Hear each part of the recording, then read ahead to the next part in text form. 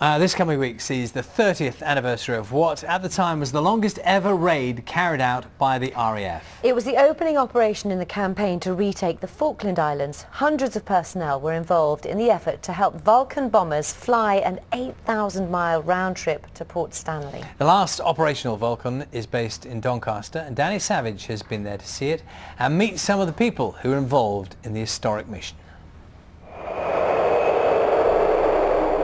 A Vulcan bomber, a relic of the Cold War, and a plane that 30 years ago was at the end of its life.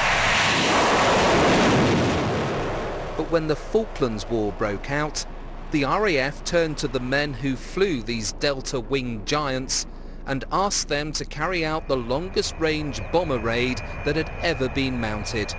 It was called Operation Black Buck. Black Buck was a mission to get a bomb on the runway at Stanley, which is precisely what we did.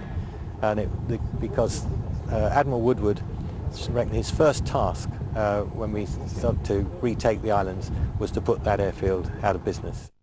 The plan involved flying non-stop from Ascension Island in the mid-Atlantic to the Falklands, bomb the airport at Port Stanley and fly back again. A massive round trip of nearly 8,000 miles over the sea. And to make it even more difficult, there weren't any maps of the route. The RAF had never been down there, so we didn't know where it was. But we had no maps of anywhere in the South Atlantic because we never thought it was a threat. So we got some Mercator charts, which are gratical type charts of the North Atlantic, turned them upside down, and what was 57 north became 57 south. So we just plotted where the Falklands were, which actually I think was somewhere in Greenland when you looked at what was on the chart, and did it that way, and it worked. And on top of that, the Vulcan wasn't built for such a trip. It was designed to launch a nuclear attack on Russia from the UK. It couldn't carry anywhere near enough fuel for the planned mission, so it had to be refitted for air-to-air refuelling, and then the crews had to learn how to do it.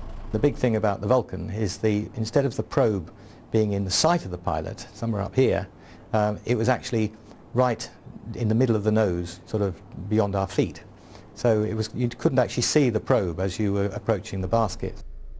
So in the run-up to the mission, Vulcan bombers and the Victor tankers needed to refuel them gathered on Ascension Island, quickly turning the remote outpost into one of the busiest airfields in the world.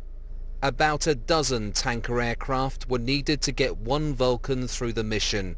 Even the tankers needed tankers. Martin Withers' Vulcan refueled 7 times on the way south, but they hit their target, leaving a huge crater in the runway at Port Stanley. Ours was the first attack of the conflict to liberate the islands, and the lights were on the airfield. They obviously weren't expecting us, and so it just seemed really a strange thing to be doing, rather than a particularly scary thing to be doing. But they had to get back, and that meant finding one last tanker as their fuel levels dropped to near zero. And there he was, with his hose streamed out of the back on a lovely blue sky.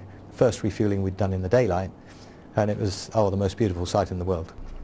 More than 15 hours after taking off, the Vulcan touched back down at Ascension, to the relief of all involved.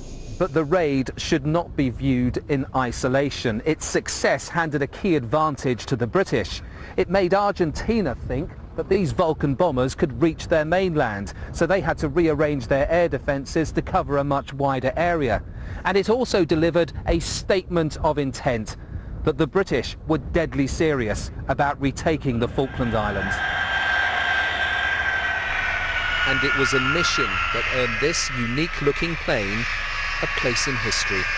Danny Savage, BBC News, Doncaster.